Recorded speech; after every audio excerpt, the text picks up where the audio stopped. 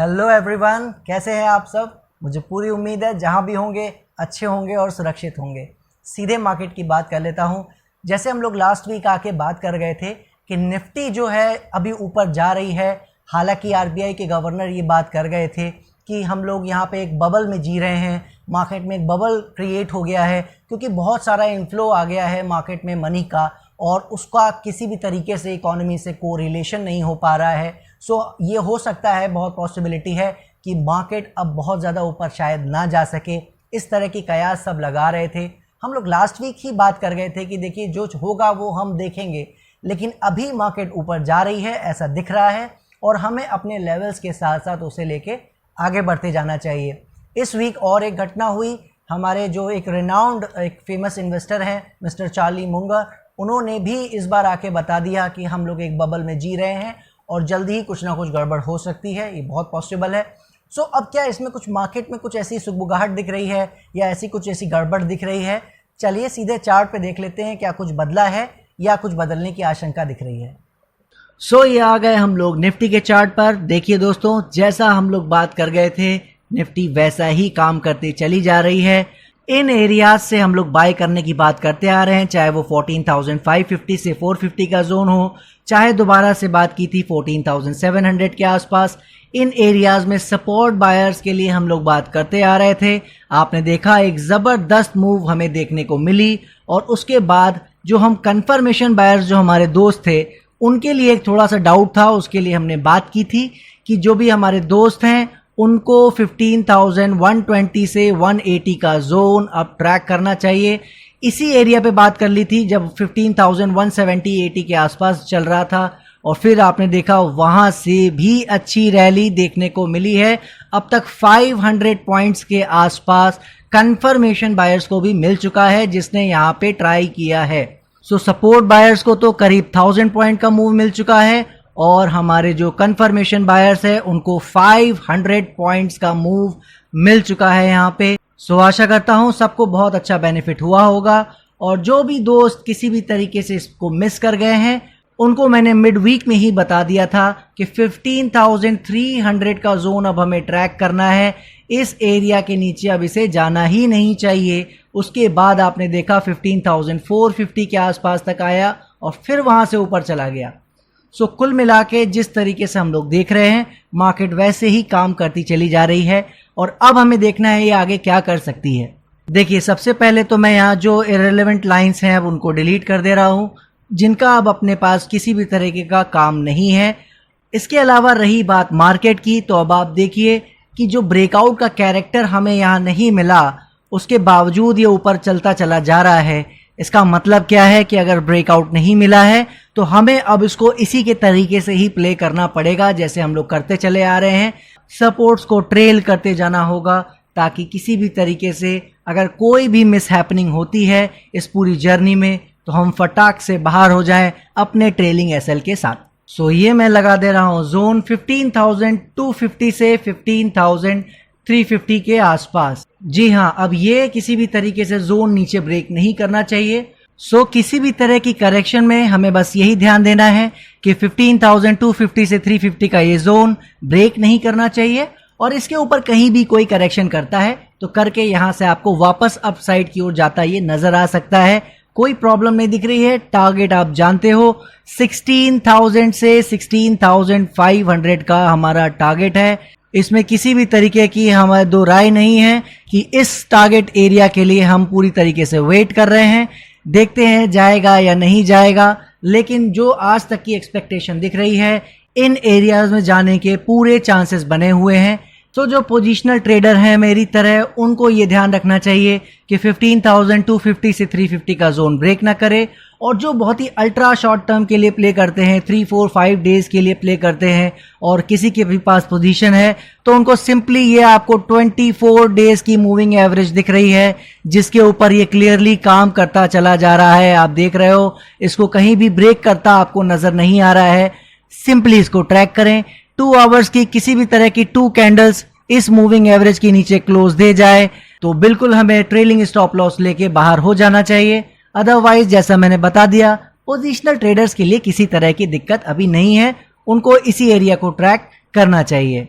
सो दोस्तों, इसको अपनी अपनी ट्रेडिंग स्टाइल के हिसाब से डील करने चाहिए।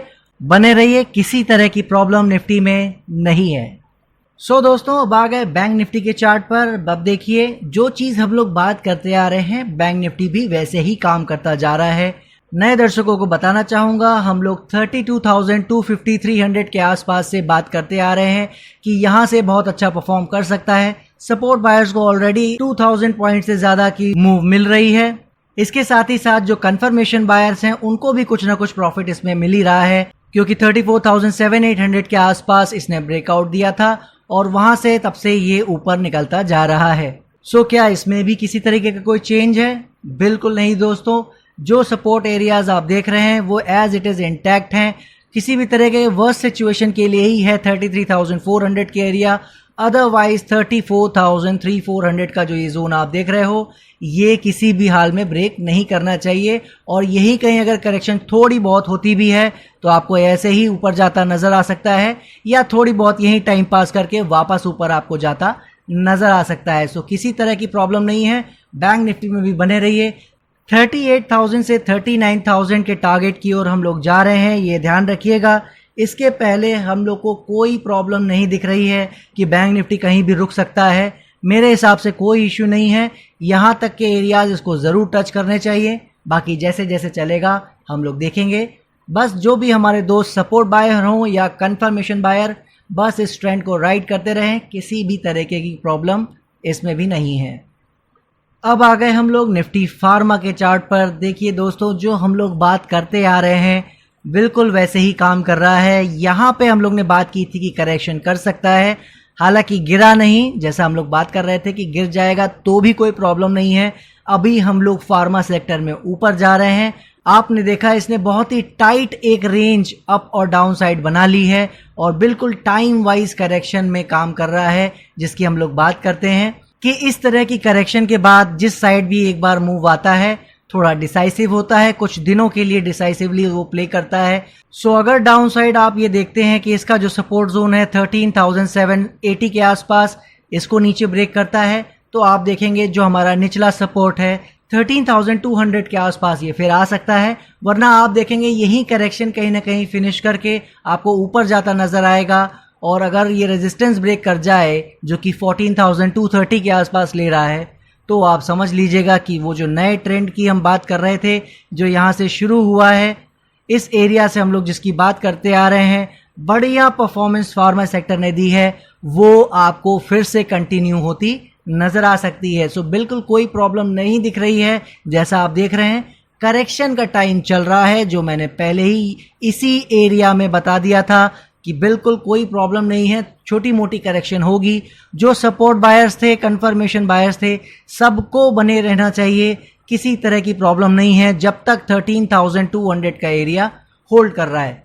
इसी के साथ आप लोग जानते हैं हम लोग केमिकल सेक्टर की बात करते हैं।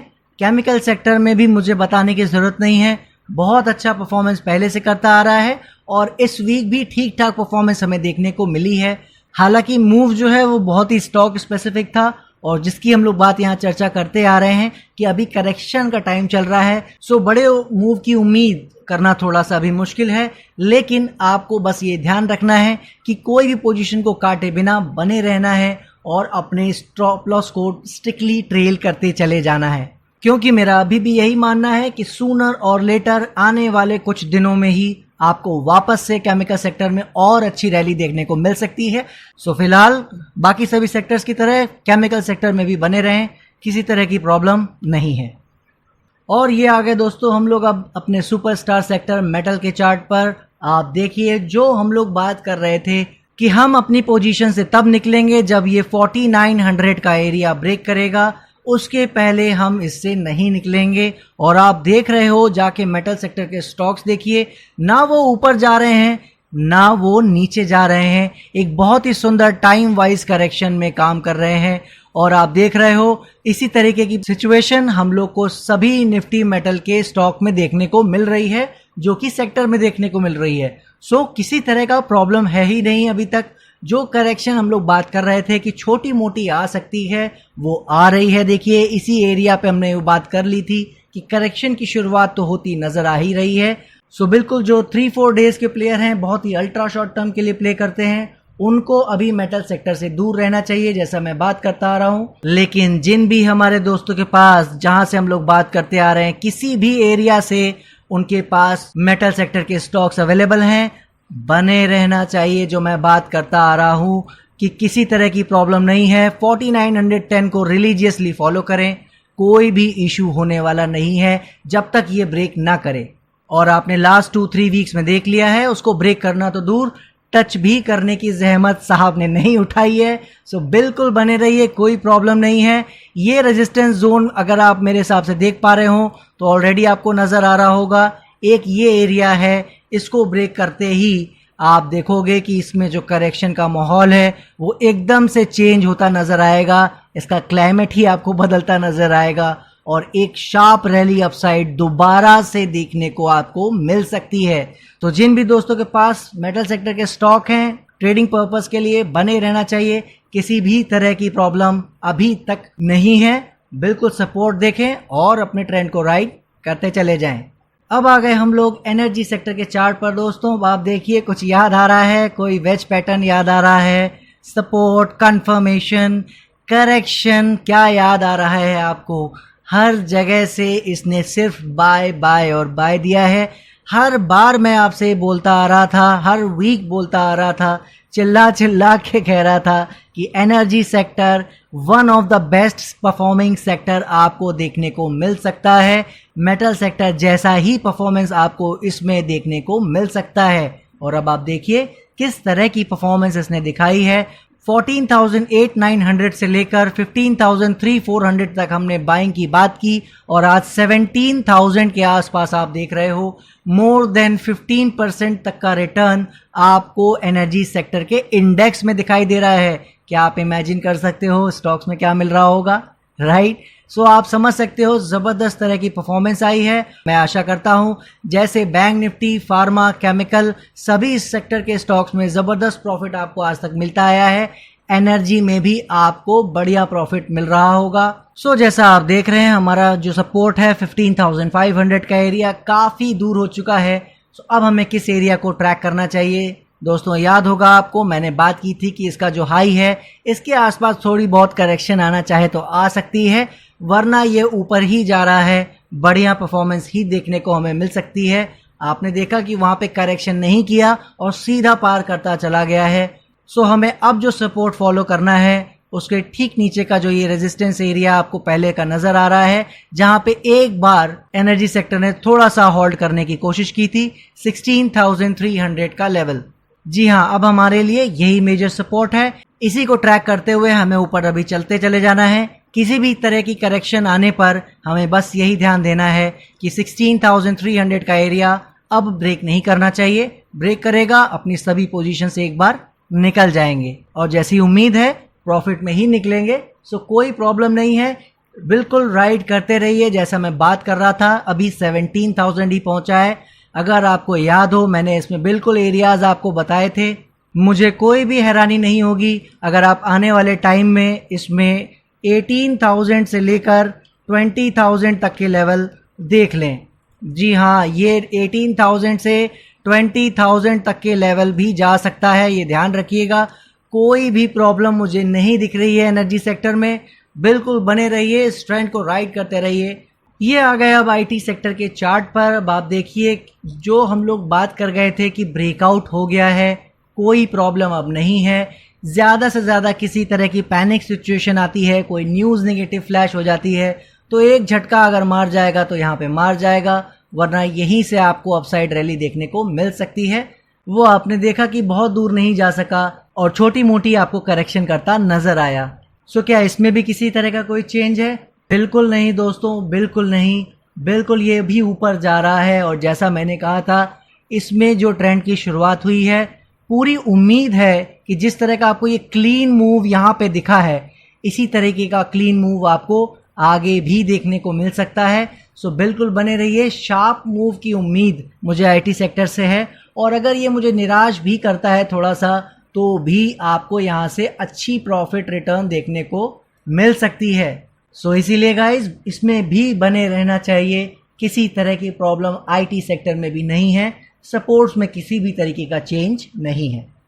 अब आ गए हम लोग निफ्टी ऑटो के चार्ट पर दोस्तों। अब इसको एरिया को पहचान तो आप गए होंगे, कहीं ना कहीं तो एंटर किया ही होगा। बहुत ही शानदार परफॉर्मेंस ऑटो सेक्टर ने दिखाया है। हालांकि मैं पहले से बताता आ रहा हूं, थोड़ा सा निराशा इसने यहाँ पे हमें दी थी। टाइम ज़्यादा हमारी एक्सपेक्टेशन से पास किया था, लेकिन मैं बार बार आपको बोलता आ रहा था ऑटो सेक्टर का भी टाइम आ रहा है। जो मैं निफ्टी में बोल रहा हूं कि वो नीचे नहीं जाने वाला, उसकी वजह ही यही थी कि जो मेन सेक्टर्स थे उनमें कहीं ये शो ही नहीं कर रहा था कि करेक्शन कोई बहुत बढ़ने वाली है या कोई बड़ी प्रॉब्लम आने वाली है। और आपने देखा है कि एक एक करके सारे सेक्टर्स जिनकी हम बात करते आ रहे हैं, सब में आपको अच्छा रिटर्न देखने को मिला है। सबसे लास्ट में चलने वाला ये सेक्टर है। और अब आप देख सकते हैं सपोर्ट बायर्स के लिए 9600 के आसपास बात कर रहे थे, और कंफर्मेशन बायर्स के लिए एक तो 10,100 और दूसरा 10,400 के आसपास बात करते आ रहे हैं कंफर्मेशन बाइंग के लिए। सो हर तरह की बाइंग पे किसी न किसी तरह का प्रॉफिट रिटर्न जरूर आ रहा होगा। सो मैं बिल्कुल आशा करता हूं कि आपको बाकी सभी सेक्टर्स की तरह इसमें भी अच्छा रिटर्न देखने को मिल रहा होगा और इसमें भी आपको पूरा मजा आ रहा होगा। तो इसमें अब क्या करना है, देखिए इस वीक आप देख रहे हो हर सेक्टर पे हम जा रहे हैं, हर सेक्टर को चेक कर रहे हैं और हमें सिर्फ देखने को मिल रही है या तो छोटी मोटी करेक्शन या तो अपने अप ट्रेंड की कंटिन्यूएशन। और उसी तरह ऑटो सेक्टर में भी कोई इश्यू नहीं है, ये भी अपने ट्रेंड कंटिन्यूएशन पे पूरी तरह सवार है। सो अब आपके लिए सपोर्ट जो है वो 10,250 वाला ही मेजर बन चुका है। नीचे वाला किसी बहुत ही ज़्यादा इमरजेंसी वाली सिचुएशन में आ सकता है, बाकी मेरी आप मानेंगे तो बहुत पॉसिबिलिटी है कि शायद अब 10,250 भी ना आए और ये यहीं से अच्छा परफॉर्मेंस दिखाता नजर आ सकता है। हालांकि जो ऊपर के रेजिस्टेंस आपको साफ साफ दिख रहे हैं, ये एरियाज अब बहुत नज़दीक हैं। इन्हीं एरियाज में दोबारा से वापस छोटा मोटा रेजिस्टेंस लेके करेक्शन कर सकता है, कोई बड़ी बात नहीं है। लेकिन जो मैं आपको बताता आ रहा हूं, इसमें रेजिस्टेंस ज़्यादा मैटर नहीं करने चाहिए। थोड़ा बहुत यहाँ रुकना चाहे, जैसे फार्मा रुके हैं, मेटल रुका है, उस तरह की करेक्शन आपको छोटी मोटी 5, 7, 10 सेशन की मिल सकती है देखने को ज़्यादा से ज़्यादा, वरना आपको सीधा सीधा भी यहाँ से आपको निकालता नज़र आ सकता है। कोई बड़ी प्रॉब्लम नहीं है। तो बस इस रेजिस्टेंस को 10,800 के एरिया को ट्रैक करते रहिए और बिल्कुल इस ट्रेंड का मज़ा लेते रहिए। किसी तरह की प्रॉब्लम ऑटो सेक्टर में भी नहीं है। और अब आ गए हम लोग FMCG के चार्ट पर। देखिए अब आप कर क्या रहा है, ये करना क्या चाहता है ज़िंदगी से, समझ में नहीं आ रहा है मुझे। रेजिस्टेंस हमारे ब्रेक किया, फिर क्यों खड़ा हो रहा है, इसको भी ऊपर चलना चाहिए जैसा मैं आप लोग को बताता आ रहा हूँ। सो गाइज मुझे देखिए इसमें कोई प्रॉब्लम नहीं दिख रही है कि अभी थोड़ा बहुत यहाँ पे और करेक्शन कर रहा है, थोड़ा बहुत यहाँ और खड़ा हो रहा है, कोई प्रॉब्लम नहीं है। इसी को होल्ड करते हुए यहाँ से आपको अच्छा परफॉर्मेंस देखने को मिल सकता है। सो दोनों ही कंडीशन है गाइज, सिंपली आपको बस ध्यान देना है कि 34,950 35,000 का जो ये एरिया है अब ब्रेक ना करे, और अगर करता है तो बस ध्यान रखिएगा उसी केस में अब ये नीचे आएगा, वरना अब इसके लिए नीचे आने का कोई भी मतलब नहीं है और इसे किसी तरह की प्रॉब्लम नहीं है, क्योंकि करेक्शन जो मैं बताता आ रहा हूं ये ऑलरेडी कर चुका है। फिर भी जैसे जैसे चलेगा हम देखेंगे, बस आप सपोर्ट ट्रैक करिए, टूटेगा तो ही हम इसको मानेंगे कि थोड़ी बहुत करेक्शन और करेगा, वरना सपोर्ट बायर्स तो होल्ड करे ही रहे हैं, उनको कोई प्रॉब्लम नहीं है। कंफर्मेशन बायर्स को थोड़ा सा इसमें ध्यान देने की ज़रूरत रहेगी। और फाइनली अब आ गए हम लोग अपने PSU बैंक के चार्ट पर। गाइस देखिए जो हम लोग बात करते आ रहे थे कि जो यहाँ से हम लोग बाइंग कर रहे हैं, अगर किसी तरह की प्रॉब्लम आनी है तो ये रेजिस्टेंस एरियाज हैं, इसी के आसपास करेक्शन कर लेता है तो that will be very nice. लेकिन अगर इसे ब्रेक कर जाता है तो हमारे लिए जो सपोर्ट एरिया मायने रखेगा वो है 2200 1020 के आसपास। आपने देखा इस वीक क्या हुआ, इस रेजिस्टेंस को भी इसने कोई रिस्पेक्ट नहीं दी और 2450 के ऊपर भी कंफर्टेबली काम करता नजर आ रहा है। अब आपको इसमें करना क्या है वो बता देता हूं। जो भी हमारे दोस्त कंफर्मेशन बाइंग के लिए वेट कर रहे थे, उनके लिए अब देखिए एक ही चारा बचा है कि वो करंट मार्केट प्राइस पे बाय करें, और ये ध्यान रखें कि 2370 से 2380 का एरिया अब ब्रेक नहीं करना चाहिए। और अगर ब्रेक करता है तो इससे बिल्कुल निकल जाना चाहिए और फिर हमें देखना चाहिए कि करेक्शन का साइज कितना बढ़ रहा है, 2210 के आसपास आ रहा है या उससे भी डीपर जा रहा है। सो सेकेंड मौका हमें तब मिलेगा दोबारा जब ये फिर अपनी उस करेक्शन को कर लेगा जिसे अभी तक इसने नहीं किया है। सो बिल्कुल ध्यान रखिएगा दोस्तों, बिल्कुल यहाँ पे ट्राई किया जा सकता है, वरना जो सपोर्ट बायर्स हैं वो बने रहें, उनको तो कोई प्रॉब्लम है ही नहीं। उन्हें बस ये ध्यान रखना है कि किसी पर्टिकुलर 1-2 सेशन में इसमें कोई शार्प फॉल नहीं आना चाहिए, बाकी कोई प्रॉब्लम नहीं है, बने रहिए, किसी तरह की दिक्कत इसमें भी नहीं है। सो देख लिया आपने सारे चार्ट्स किस तरीके से मार्केट बिहेव कर रही है। सबसे पहले समराइज कर लेता हूँ निफ्टी को। निफ्टी जैसे हम लोग बात करते आ रहे हैं कि बहुत टाइम से करेक्शन में चल रहा था, हम लोग यहाँ पे बुलिश थे, इसके बावजूद वो एक करेक्शन में चला गया और उसमें हम लोग बात करते रहे कि लेवल हमारा ब्रेक करेगा, हम बिल्कुल मान लेंगे कि ये नीचे जा रहा है। लेकिन जब तक ऐसा नहीं होता बिल्कुल हमें बुलिश साइड बने रहना है और बने रहने की कोशिश करनी है। आपने देखा फाइनली वो ब्रेकआउट आपको होता नज़र आया, कैरेक्टर उसमें ब्रेकआउट का भले नहीं था लेकिन ओवरऑल आप लाइफ टाइम हाई की ओर जाता हुआ देख रहे हैं उसको और बहुत ही सुंदर तरीके से वो ऊपर की ओर निकलता चला जा रहा है। इस बार जैसे मैंने आपको बताया कि मिस्टर मुंगर ने भी आके बताया कि हम लोग एक बबल में जी रहे हैं, कुछ एक बड़ा गड़बड़ हो सकती है। सो उसको हम किस तरीके से देखें। देखिए मैं हमेशा यहाँ पे एक चीज़ आपको बताने की कोशिश करता आ रहा हूँ कि चार्ट बहुत ज़्यादा स्मार्ट है, इन सभी लोगों से भी ज़्यादा स्मार्ट है, इसलिए क्योंकि जो लोग काम करते हैं इसमें वो one of the best smartest people in the world हैं और वो जब काम करते हैं मार्केट में, वो जब अपना पैसा डालते हैं या निकालते हैं, वो हमें क्लियरली दिख जाता है चार्ट्स पे कि कुछ गड़बड़ हो रही है। सो जिस दिन वो हमें होता हुआ नज़र आएगा, जिस दिन हमें वो कुछ साइंस नज़र आएंगे उसके, हम भी निकल जाएंगे। और टॉप देखिए ऐसी चीज़ है जिसको मैं प्रेडिक्ट करने की वैसे भी कोशिश नहीं करता हूँ। रेजिस्टेंस कोई मिलता है तो उसको रिस्पेक्ट हमें देनी होती है, उसकी बात हम करते हैं और उसका एग्जांपल आपने देखा है। जनवरी में मैंने बात की थी, जो मेरा पहला वीडियो था, कि 14,600 से 900 का एरिया और 15,500 से 800 का एरिया ब्रेक नहीं करना चाहिए, इतनी आसानी से नहीं करना चाहिए मैंने कहा था। और आज मई ख़त्म होने वाला है और हम जून में आ गए हैं और आप देखिए आज तक वो उस एरिया को पार नहीं कर पाया है, 15,800 की ओर अब बढ़ रहा है, राइट। पूरा आधा साल बीतने वाला है। सो आप ये समझ सकते हैं कि लेवल की क्या पावर होती है। बट उसके बावजूद मैं आप लोगों को यहाँ पे बताता आ रहा हूँ कि टॉप अभी दूर है और हमें उसको यहाँ पे प्रेडिक्ट करने की कोशिश नहीं करनी चाहिए और अच्छे रिटर्न हमें देखने को मिल सकते हैं। आपने देखा कि मेटल, फार्मा, केमिकल सब ने अच्छा परफॉर्म किया और अब थोड़ा थोड़ा वो हॉल्ट कर रहे हैं। उसमें क्या हमको इससे ये समझ लेना चाहिए कि वो गिर जाएंगे?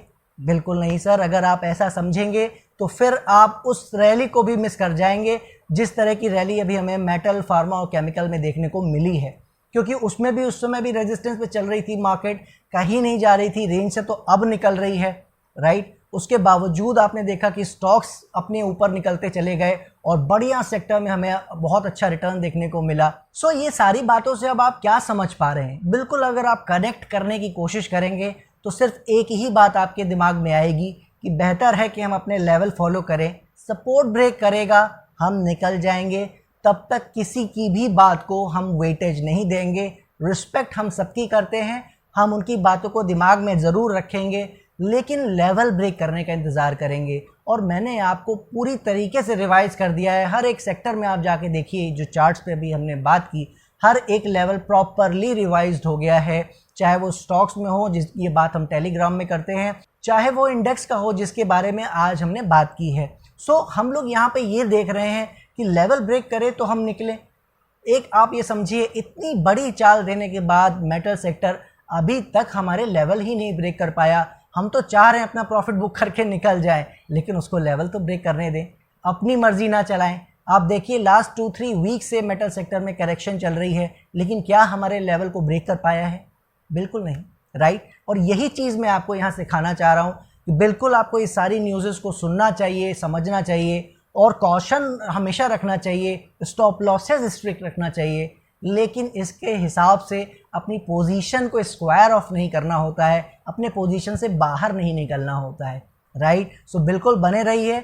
मुझे लगता है इसमें कुछ और चीज़ की सुगंध है, फिर कभी उसकी बात करेंगे। बाकी जो सेक्टर्स हैं आपने देखा छोटी मोटी करेक्शन सब में चल रही थी। एनर्जी सेक्टर ने एकदम बिल्कुल इस बार ऐसा मूव दिखाया है कि सबकी आंखें बाहर आ गई हैं। रिलायंस इंडस्ट्री का उसमें काफ़ी बड़ा योगदान है, लेकिन आप ये देखिए किस तरह का मूव सेक्टर्स स्पेसिफिक में आ रहा है। सो आप ये सोचिए कि अगर कहीं टॉप लग रहा है या लगने वाला है तो उसमें भी तो कहीं ना कहीं स्टॉक्स को वापस अपना मूव डाउन साइड कर लेना चाहिए, राइट, जो अभी तक नहीं हो रहा है। सो अगर मैं एक लाइन में कहने की सब बातों को कोशिश करूं, जो मेरे जैसे इंसान के लिए थोड़ा सा मुश्किल है, फिर भी कोशिश करूं, तो बस आपको ये कह सकता हूं कि निफ्टी, बैंक निफ्टी और बाकी सभी सेक्टर्स बहुत अच्छा परफॉर्म कर रहे हैं। सपोर्ट्स को अपने स्ट्रिक्टली देखते रहिए और अपने स्टॉप लॉसेस को ट्रेल करते रहिए, कोई प्रॉब्लम नहीं है, किसी की बातों में आने की ज़रूरत नहीं है। और जो मैं हर बार आजकल कुछ वीक से बात करना भूल जा रहा हूँ, पोर्टफोलियो के स्टॉक से मत निकल जाना भाई। मैं फिर बता रहा हूँ, लोग यहाँ टॉप प्रेडिक्ट करना बंद कर दिए हैं, लेकिन अभी भी शॉर्ट सेल में लगे हुए थे। अभी इस वीक मैंने देखा कई लोगों को कि वो अपना वापस बाइंग बताने लगे कि हम तो कभी शॉर्ट सेल थे ही नहीं, राइट। इस तरीके की बातें सुनने को मिल रही हैं, लेकिन मैं आपको बस यही कहना चाहूँगा, पोर्टफोलियो के स्टॉक से मत निकलिएगा और इन्वेस्टमेंट हो या ट्रेडिंग हो, किसी से भी निकलने के लिए लेवल के ब्रेक करने का वेट करना चाहिए। और अगर किसी भी स्टॉक स्पेसिफिक में आपको जानना है कि क्या हो सकता है, क्या होने की संभावना है, चाहे वो शॉर्ट टर्म के लिए हो, चाहे वो लॉन्ग टर्म के लिए हो, हर तरह के स्पेसिफिक लेवल हमारे टेलीग्राम ग्रुप एंड चैनल में दिए जाते हैं और उनके आधार पर लोगों ने कई गुना पैसे कमाए भी हैं, मैं आपको ये बता सकता हूँ। सो स्टॉक स्पेसिफिक जानने के लिए हमारा Telegram group and channel join करें, डिस्क्रिप्शन बॉक्स में लिंक दिए हुए हैं। और इसी के साथ अपनी बात को समाप्त करता हूँ। आशा ये करता हूँ कि आपको हमारा ये वीडियो पसंद आया होगा। पसंद आया है तो प्लीज़ लाइक कीजिए, दूसरों से शेयर कीजिए ताकि ये फैमिली और बढ़ सके। और अगर आप इस चैनल पे अगर नए हैं, हमारा वीडियो पसंद आया है तो सब्सक्राइब बटन दिया हुआ है, उसको दबाना मत भूलिएगा। सो अब इजाज़त दीजिए, नेक्स्ट वीक फिर मिलता हूँ। आपने इतना अपना कीमती टाइम दिया, उसके लिए थैंक यू सो मच।